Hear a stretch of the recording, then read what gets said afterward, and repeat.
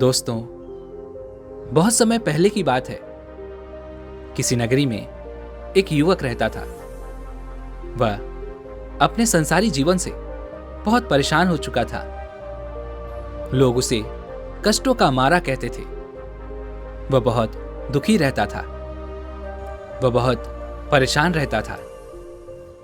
एक दिन वह अपने घर से निकलकर पास ही के गांव की ओर बढ़ रहा था। तभी रास्ते में उसे एक आश्रम दिखाई दिया। आश्रम में वह गुरुवर सभी को प्रवचन दे रहे थे। वह भी उनका प्रवचन सुनने वहां बैठ गया और उनकी बातें सुनकर उसे बहुत अच्छा महसूस हो रहा था। वह बहुत खुश महसूस कर पा रहा था और वहां पर बैठे बैठे वह यह सोचने लगा कि इन गुरुवर की जिंदगी तो बहुत अच्छी है। लोग आते हैं, इनकी बातें सुनते हैं। ना कोई काम है, ना कोई दुख है, ना ही कोई कष्ट और ना ही कोई परेशानी। और ऊपर से जो भी यहां पर आता है, इनका सम्मान भी करता है, इनका आदर भी करता है। और तो और कुछ करना भी नहीं पड़ता। हर समय केवल सुख ही सुख है। उसे उन गुरुवर की बातें बहुत अच्छी लगी। वह हर रोज उन गुरुवर के पास आता, उनका जीवन देखता, उनका प्रवचन सुनता, जिससे उसे बहुत अच्छा प्रतीत होता। लेकिन मन ही मन वह उन गुरुवर के जीवन से भी बहुत प्रभावित हो चुका था।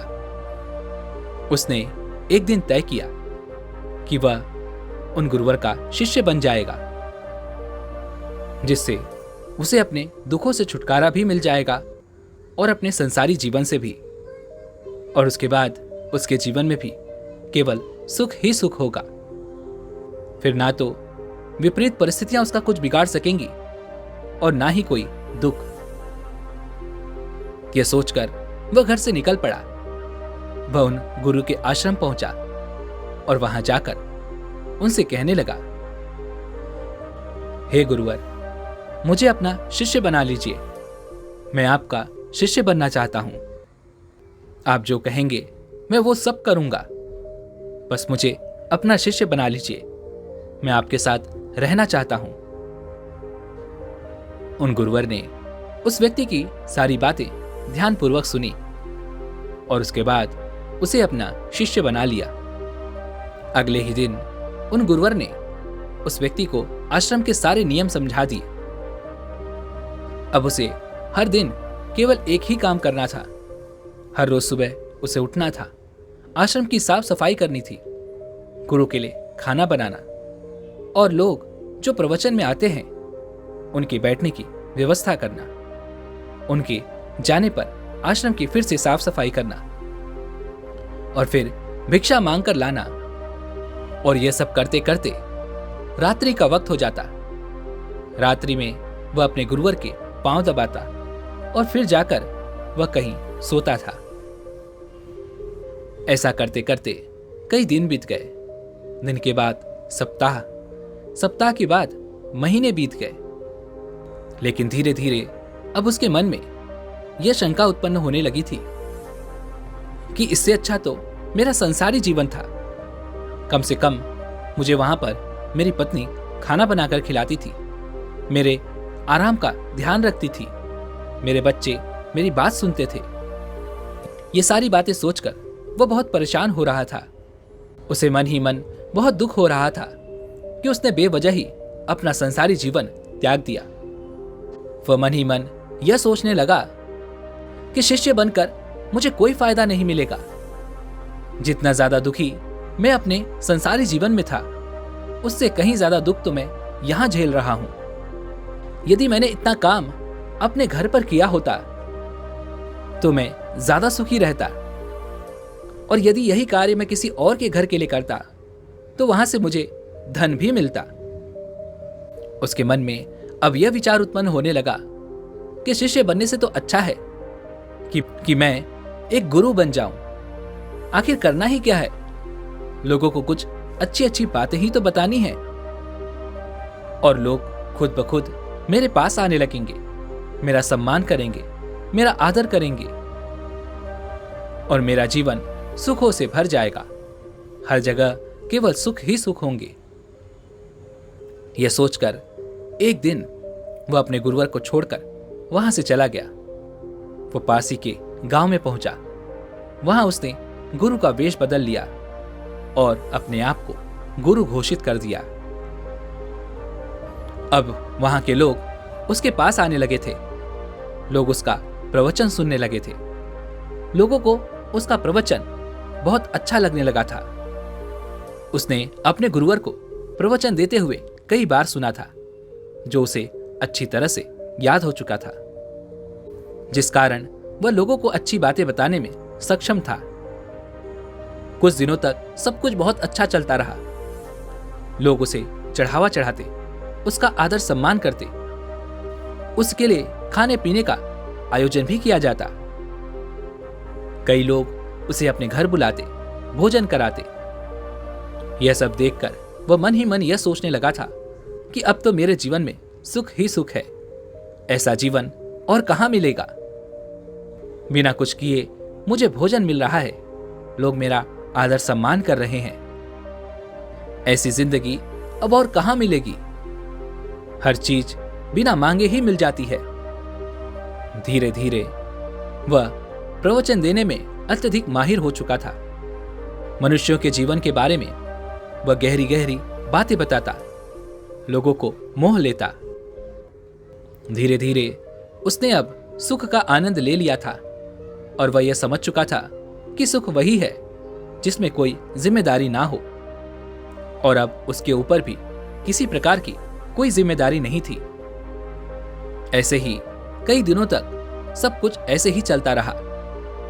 तभी एक दिन एक व्यक्ति उसके पास आया। उसके दोनों हाथ में उसकी एक औलाद थी जो बहुत बीमार थी। उसने कहा, हे गुरुवर, मेरे बच्चे को बचा लीजिए, यह बहुत बीमार है। मेरे बच्चे की तबीयत बहुत खराब है और दिन ब दिन इसकी हालत खराब होती जा रही है। उस बच्चे को देख ऐसा लग रहा था कि मानो वो बच्चा अभी के अभी प्राण त्याग देगा। यह देखकर वह गुरुवर उस व्यक्ति से कहते हैं, तुम इसे यहां पर क्यों लाए हो? इसकी हालत और भी खराब हो जाएगी। तुम इसे वैद्य के पास ले जाओ, वह तुम्हें औषधियां दे देगा और उसके बाद यह ठीक हो जाएगा। इस पर वह व्यक्ति कहता है, नहीं नहीं गुरुदेव, मेरे लिए तो आप ही वैद्य हैं। मेरे लिए तो आप ही सब कुछ हैं। आप ही भगवान हैं और मैं जानता हूं कि आप मेरे बच्चे को स्वस्थ कर सकते हैं। उसे बचा लीजिए। मैं आपके सामने हाथ जोड़ता हूं, मेरी विनती सुन लीजिए। अब उस गुरु को यह समझ नहीं आ रहा था कि वह क्या करे। उसने उस व्यक्ति की बात मानी और उसने उसके बच्चे को अपने हाथों में ले लिया। जैसे ही उस बच्चे को उसने अपने हाथों में लिया, उस बच्चे ने अपने प्राण त्याग दिए। यह देखकर वो बहुत स्तब्ध रह गया। उसे अब कुछ समझ नहीं आ रहा था कि वह क्या करे। यह देखकर वो व्यक्ति जिसका वह पुत्र था वह रो पड़ा। लेकिन अब भी उसकी श्रद्धा उस गुरु में कम नहीं हुई थी। वह कहने लगा, हे गुरुदेव, मैं जानता हूं कि आप मेरे बच्चे को जीवित कर सकते हैं। आप में वो शक्ति है।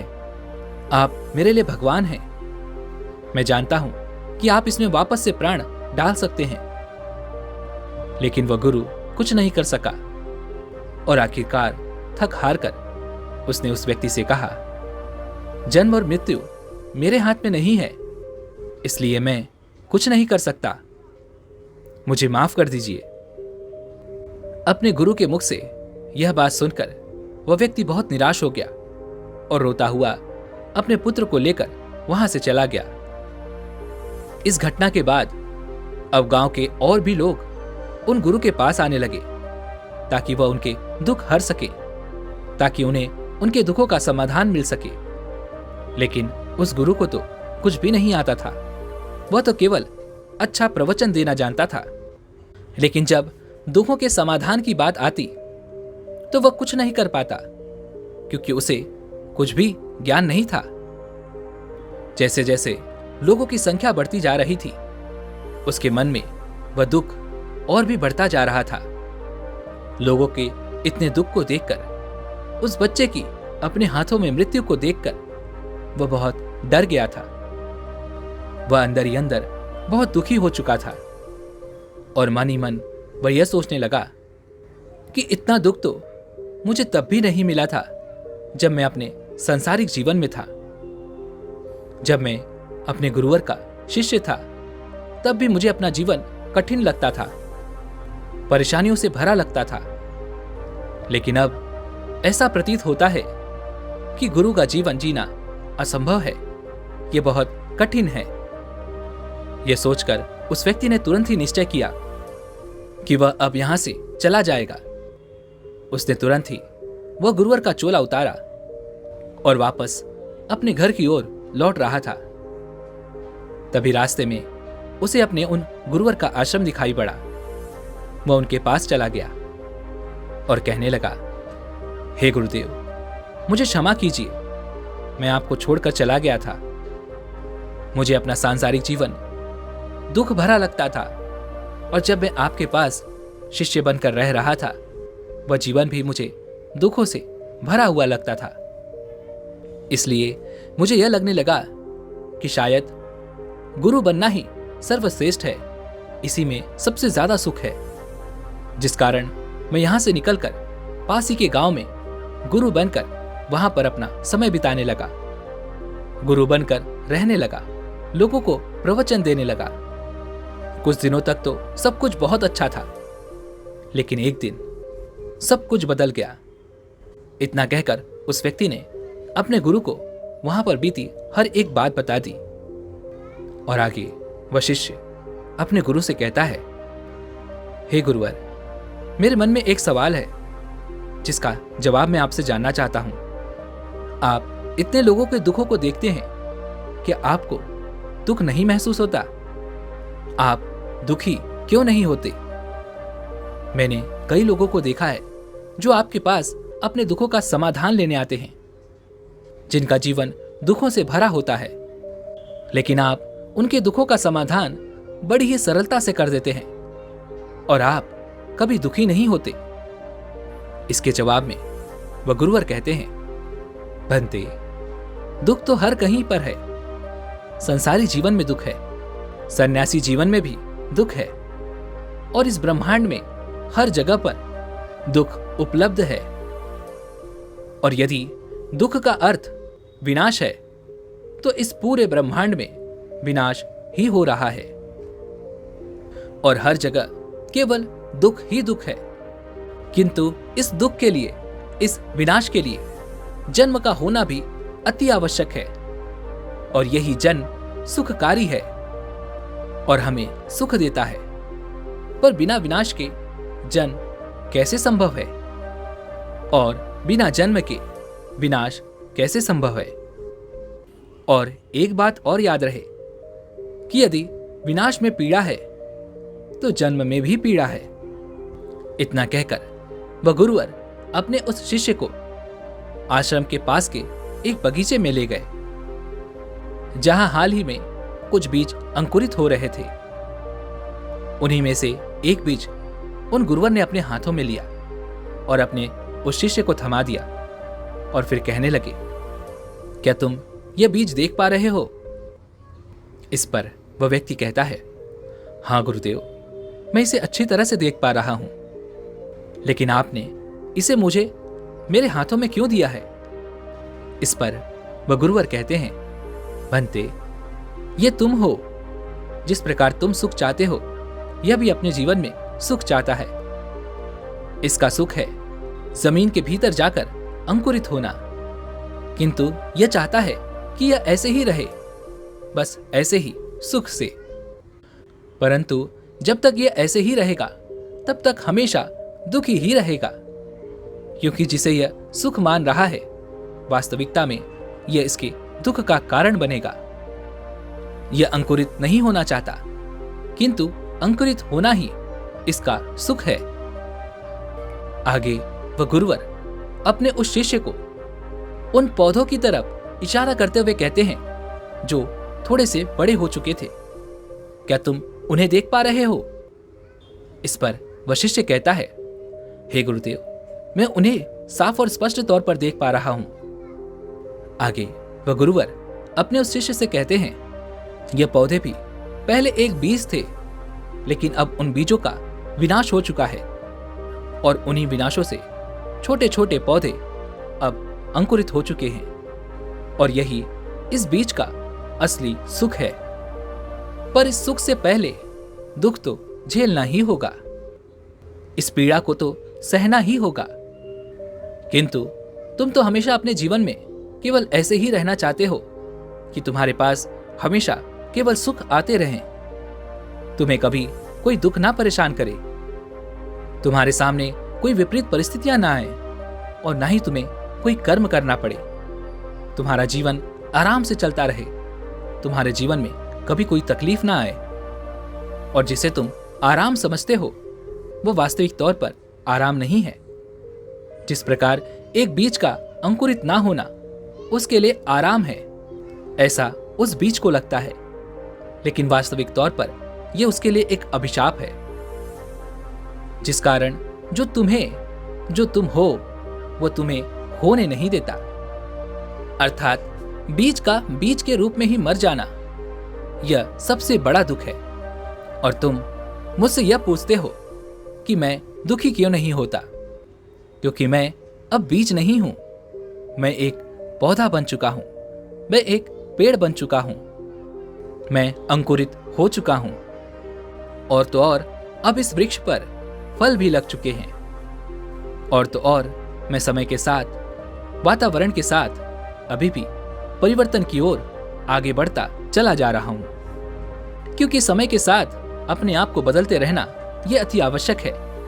इस चीज को मैं भली भांति जानता हूं, इस चीज को मैं स्वीकार करता हूं। क्या तुमने कभी किसी मां को देखा है, वह जब अपने बच्चे को जन्म दे रही होती है तो उसे अत्यधिक पीड़ा उठानी पड़ती है, अत्यधिक दुख उठाना पड़ता है।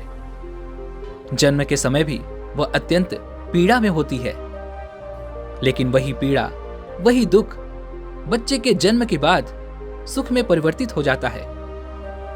किंतु तुम अपने जीवन में बिना पीड़ा उठाए, बिना दुख झेले केवल सुख की उम्मीद करते हो। क्या तुम्हें इस प्रकार कोई सुख मिल सकेगा? यदि वह मां अपने बच्चे के लिए पीड़ा ना उठाना चाहे, उस दुख को ना झेलना चाहे, तो क्या वह कभी मां बनने का सुख प्राप्त कर सकेगी? इसी प्रकार तुम अपने संसारी जीवन में रहो या फिर सन्यासी जीवन में, या फिर तुम चाहो तो तुम गुरु बनकर भी रह सकते हो, या चाहे किसी का पति, किसी का पुत्र, किसी का भाई, या फिर किसी और रिश्ते में, तुम चाहे कुछ भी कर लो, कहीं भी रहो। यदि तुम कर्म करने को दुख मानोगे तो तुम कभी सुखी नहीं रह पाओगे। इसलिए कर्म करना अति आवश्यक है। बिना कर्म के तुम कभी सुखी नहीं रह सकते। यदि तुम्हें सुख भोगना है तो पहले तुम्हें दुख तो भोगना ही होगा। यदि तुम्हें आनंद चाहिए तो पहले तुम्हें पीड़ा उठानी ही पड़ेगी। इतना कहकर वह गुरुवर शांत हो गए और वह शिष्य अपने गुरुवर की सारी बातें अच्छी तरह समझ चुका था। उसने अपने दुखों का रोना रोना बंद कर दिया, क्योंकि वह यह समझ चुका था दुख से ही सुख उत्पन्न होता है। इसलिए हमें दुखों से घबराना नहीं चाहिए, बल्कि इन्हें स्वीकार करना चाहिए, क्योंकि यदि हम इसे स्वीकार नहीं करेंगे तो हम इससे भागते रहेंगे और हम कभी भी सुख का आनंद नहीं उठा सकेंगे। दोस्तों, हमारे जीवन में भी कुछ ऐसा ही होता है। हम कभी अपने जीवन से खुश नहीं रहते। हमें हमेशा दूसरों का जीवन अच्छा लगता है। हमें कभी दुख नहीं पसंद। हम तो केवल अपने जीवन में सुख चाहते हैं, जिस कारण जब भी हमारे मन का कोई कार्य नहीं होता तो हम बहुत जल्दी दुखी हो जाते हैं, क्योंकि हम जैसा चाहते थे वह कार्य वैसा ना हो सका। पर वास्तविक तौर पर आपने कभी इस सच को जानने का प्रयास ही नहीं किया कि हमारे चाहे अनुसार क्या होता है। सबसे पहली चीज, आपका जन्म क्या आपका जन्म आपके चाहने के अनुसार हुआ था? नहीं। तो फिर बाकी चीज आप अपनी मुट्ठी में क्यों करना चाहते हैं? आप ऐसा क्यों चाहते हैं कि सब कुछ आपके अनुसार चले? ये जीवन एक चक्की की तरह है और यह लगातार चलती ही रहती है। इसमें तो आपको पिसना ही पड़ेगा, फिर आप चाहें या ना चाहें। जो लोग वास्तविकता को देख पाते हैं, जो लोग इस सच को जानते हैं कि इस चक्की में पिसकर हमारा रूप रंग सब कुछ बदल जाएगा, हम दुखों से सुखों की ओर आगे बढ़ जाएंगे। वह कभी भी अपने दुखों का रोना नहीं रोते और ना ही अपने जीवन में कभी दुखी होते हैं। वह तो ये जानते हैं कि हमें केवल आगे बढ़ते रहना है और अपने जीवन को पूरे उत्साह के साथ जीते रहना है, जिस कारण वह एक बीज से अंकुरित होकर एक पौधे और एक बड़े से पेड़ में परिवर्तित हो जाते हैं और बाद में उन पर फल भी लगते हैं। लेकिन जो लोग इस वास्तविकता से कोसों दूर रहते हैं, इसे स्वीकार नहीं करना चाहते, वह अपने जीवन भर केवल बीज ही रह जाते हैं, जिस कारण उन्हें जीवन भर दुख ही उठाना पड़ता है और समय के साथ साथ वह अपनी गुणवत्ता भी खो देते हैं। वह सड़ गल कर अपने अंकुरण होने की क्षमता खो बैठते हैं और अपने जीवन में कुछ नहीं कर पाते। वह अपने जीवन में केवल दुखों को ही झेलते रह जाते हैं और तब एक समय ऐसा भी आ जाता है कि फिर उनके हाथों में कुछ नहीं रह जाता और उनके जीवन का जो बचा हुआ समय होता है वह केवल दुख और पश्चाताप में ही बीतता है। दोस्तों, उम्मीद है कि आपने आज की इस वीडियो से जरूर कुछ न कुछ सीखा होगा। तो इस वीडियो को लाइक और अपने दोस्तों के साथ शेयर करना ना भूलें और हमें ऐसे ही सपोर्ट करने के लिए चैनल को सब्सक्राइब और घंटी बटन को भी जरूर दबा दें। तो चलिए मिलते हैं ऐसे एक और वीडियो में, तब तक के लिए अपना ख्याल रखें। धन्यवाद।